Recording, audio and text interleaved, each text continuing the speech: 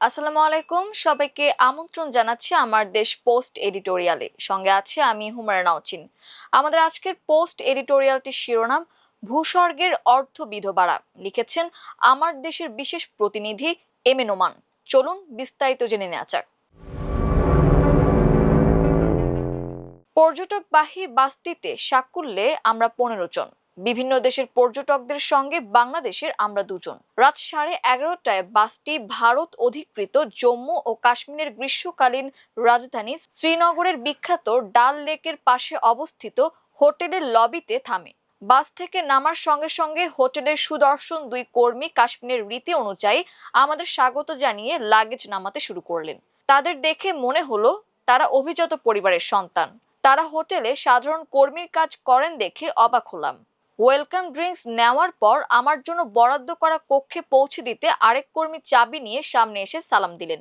তাকে দেখেও কোনোভাবেই হোটেল কর্মী মনে হয়নি। দেখতে ঠিক যেন বিশ্বখ্যাত পাকিস্তানি ক্রিকেট অলরাউন্ডার শহীদ আফ্রিদি। সালামের জবাব দিয়ে বললাম, you all look like cricketer Shahid Afridi. আমার কথা শুনে তারা হাসলেন। একজন বলে উঠলেন, yes, we are sons of the heaven on earth. কক্ষে ঢুকতেই দীর্ঘ ভ্রমণ ক্লান্তি আর পথের নানা বিড়ম্বনা মন থেকে উবে গেল। সবকিছু আমাকে বুঝিয়ে দিতে লাগলেন আমজাদ। হোটেলটিতে 6 দিন অবস্থানকালে তার সঙ্গে সখ্য গড়ে ওঠে। আমজাদ একজন বিশ্বাসী বন্ধু হিসেবেই দেখেছে আমাকে। ভূস্বর্গ খ্যাত কাশ্মীরের পারিপার্শ্বিক ও আর্থসামাজিক অবস্থা, পরিবেশ প্রতিবেশ এবং তাদের সুখ দুঃখ নিয়ে একটু আধটু কথা হলো তার সঙ্গে। এই ভূস্বর্গে কাশ্মীরিদের জীবন যে কতটা বেদনা আর বঞ্চনায় ভরা, তা সেখানে গিয়ে স্বচক্ষে না দেখলে আর নিজে কানে না শুনলে অনুধাবনে আসতো না। কাশ্মীরের নয়নাভিরাম প্রাকৃতিক সৌন্দর্য নিয়ে দেশ বিদেশের কবি, সাহিত্যিক ও ভ্রমণ পিপাসুদের লেখা প্রবন্ধ, নিবন্ধ ও ভ্রমণ কাহিনী পড়ে এর প্রেমে পড়েছি। প্রবল আকাঙ্ক্ষা থাকলেও ছাত্র জীবনে কাশ্মীরে যেতে পারিনি। কর্মজীবনে এসেও বহু চেষ্টা করেছি। অবশেষে বছর কয়েক আগে দেশি বিদেশি কিছু পর্যটকের সঙ্গে কাশ্মীর যাওয়ার সুযোগ হয়।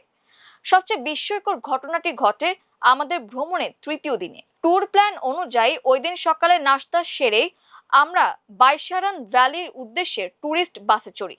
পথে বেতাব ভ্যালি সহ আরো কিছু নজরকাড়া প্রাকৃতিক সৌন্দর্য মণ্ডিত জায়গায় যাত্রা বিরতি হয় আমাদের। ক্লাব পার্ক এলাকা থেকে পনি বা ঘোড়ায় চড়ে যেতে হয়। আমাদের 15 জনের প্রত্যেকের জন্যই একটি করে ঘোড়া ও একজন সহিস সারিবদ্ধভাবে দাঁড়ানো ছিল। শহীদদের দলনেতা সবার সামনে কালো রঙের একটি ঘোড়া নিয়ে দাঁড়িয়ে। সেটিতে চড়লেন আমাদের টিম লিডার। দ্বিতীয় ঘোড়াটিতে আমি। প্রস্তুতি শেষে শহীদদের দলনেতা তার ঘোড়াটির পেছনের অংশে জোরে একটি থাপ্পড় দিলেন। সেই সঙ্গে হাঁটুতে তার পা দিয়ে আঘাত করে চিৎকার করে বলে উঠলেন, মোদিজি, আগ বাড়িয়ে। উক্তিটি আমাদের টিমের সবাই শুনলেন। সহিসের হাতে দড়ি, তিনি হেঁটে চলছেন, আমরা ঘোড়ার পিঠে।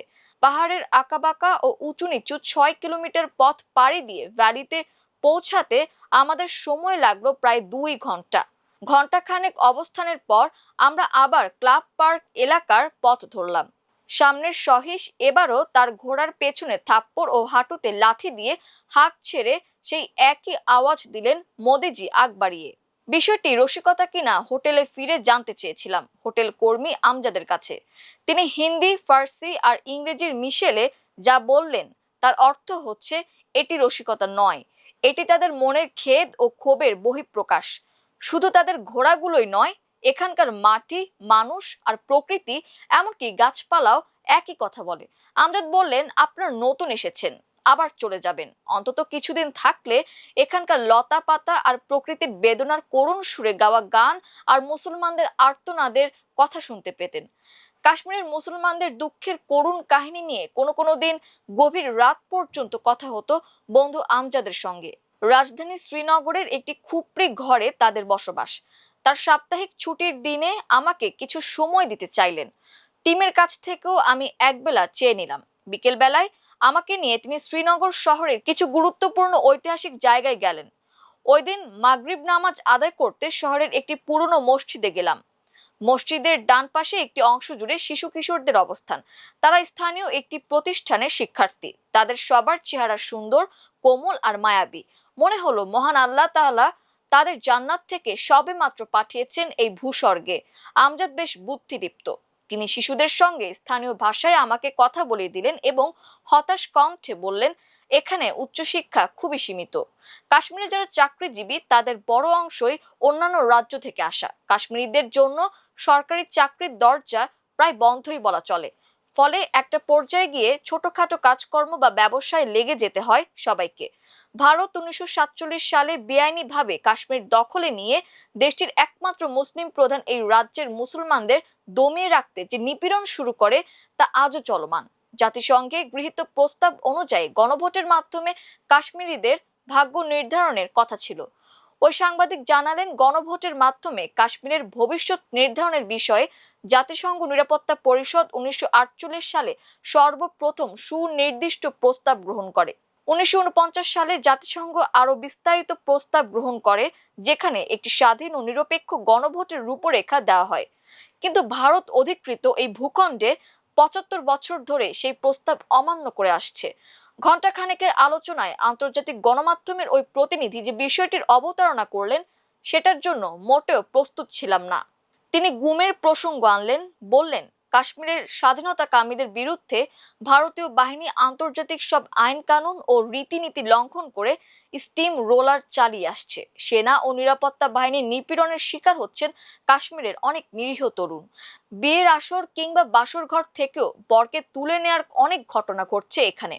সাম্প্রতিক বছরগুলোয় এটি উদ্বেগজনক হারে বেড়েছে বলে জানিয়ে এ ব্যাপারে কিছু পরিসংখ্যান তুলে ধরলেন তিনি।